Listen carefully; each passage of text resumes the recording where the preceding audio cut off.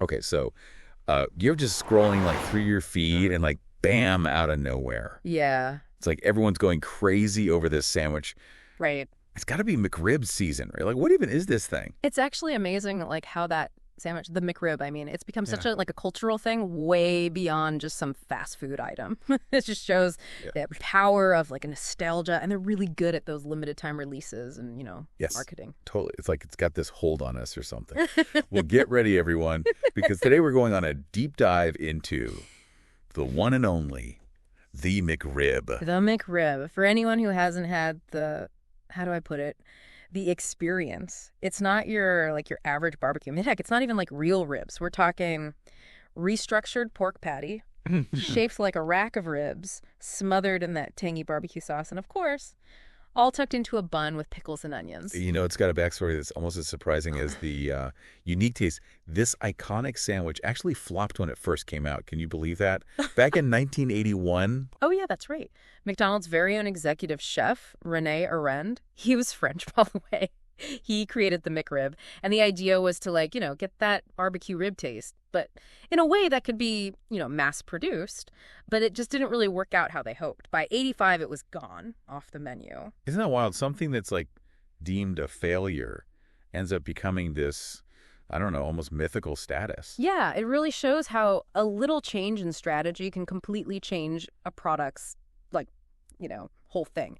And the McRib coming back is a classic example of how scarcity just makes people want something more. Yeah, let's dig into that a little bit. This whole McRib season idea, it's genius. Instead of just always having it on the menu, Right. the McRib just pops up for these limited runs, and it's like, oh, man, got to get it before it's gone. Exactly. Having it only available for a limited time really plays on people It's that fear of missing out, or FOMO, as the kids say. When you know something might be gone again any minute, it suddenly becomes a lot more, how do you say, appealing. It's like those limited edition sneakers, but you can eat them. Right. Got to catch them all right. But McRibs instead of Pokemon. Haha. No, but really, though, imagine craving a McRib. You just missed it. And it could be weeks or even months before it's back. Would you drive way out of your way to find one? People do. There are actual websites and apps just to track where the McRib is. These fans share sightings and updates like it's religion. You see, more than just a sandwich. It's a whole thing. This thing even has, economic conspiracy theories about it. Oh, yeah. Tell me about it. The pork price theory, right? Yeah. It's that the McRib comes back when the price of pork goes up and down. It's like some kind of meaty economic indicator. Haha. Which just makes it all the more mysterious, right? It's a cool idea, though, right? It shows just how much the McRib captures, everyone's imagination. But it's not only, a mystery or anything. There's something about the McRib itself. It's good. Right. Oh, yeah, for sure. That tangy, smoky sauce is seriously addictive. And the way that tenders, like pork patty and those pickles and the onions all just come together. Flavor explosion. For a lot of people, the McRib reminds them of when they were kids. Simpler times, like those old McDonald's commercials with the jingles and stuff. Yes, exactly. It's more than just what it tastes like. It's the whole thing. Waiting for McRib season to start, the excitement of actually getting one. It's primal, almost. They've tapped into something, you know, that desire for rare stuff that's only around for a little bit. It's really interesting from a sociology perspective. And the way McDonald's plays into all of it with their marketing, it's incredible. They're like the masters of making things seem scarce. Think about it, the Shamrock Shake or the Pumpkin Spice Latte, same idea. They know that when they make it limited time only, people think, got to get it before it's gone. That's right. And it's a really effective strategy, especially today when there's just so many choices, so many things to buy. By only making it available sometimes, they actually make people want it more. It's crazy, right? It actually works. But going back to the McRib for a sec, you mentioned that pork price theory. Yeah. Some people really think it only comes back when the price of pork goes up and down. Mm-hmm. Like when pork is cheap, bam, McRib is back. It's definitely a popular theory.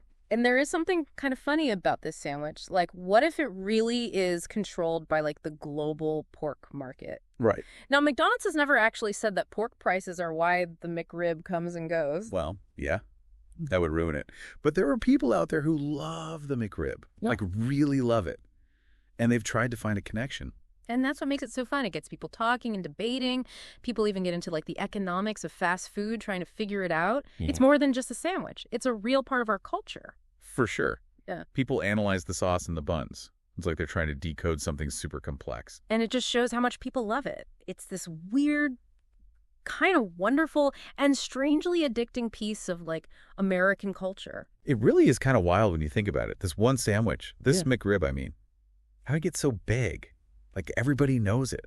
It really shows you how powerful marketing can be. But it's also just us, you know, people. We want what we can't have, and we love surprises. And the McRib, like, it just pops up here and there. You never know when it'll be back. It's perfect. They figured it out, didn't they? Like the formula. Pretty much, yeah. They made something that's, like, more than what it is, you know? It's not about how it tastes. It's the whole thing. Like, you're waiting for it, then you get it. It feels special, like you're part of something. Okay. But real talk for a sec. Is it even good? Or is it all just hype? I mean, I get into it too. But sometimes I wonder, you know. That's the big question, isn't it? And there's no real answer. Some people, they swear by the McRib, love that sauce, love how it feels in your mouth. Others, they think it's just some processed thing that's not that good, that everyone's just freaking out over for no reason. Maybe that's what makes it so interesting. It's like up to you. It gets people talking, gets them going, you know. Real phenomenon. Totally. Even if we're all just confused about why we like it so much, it's something we all share. So next time you see that McRib sign, that McRib is back sign, remember, you're not just, you know, going to get some food. You're part of something bigger.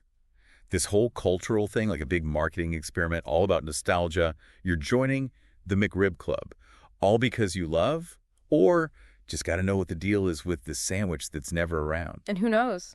Maybe you'll be the one to solve the mystery, figure out if it really is all about how much pork costs.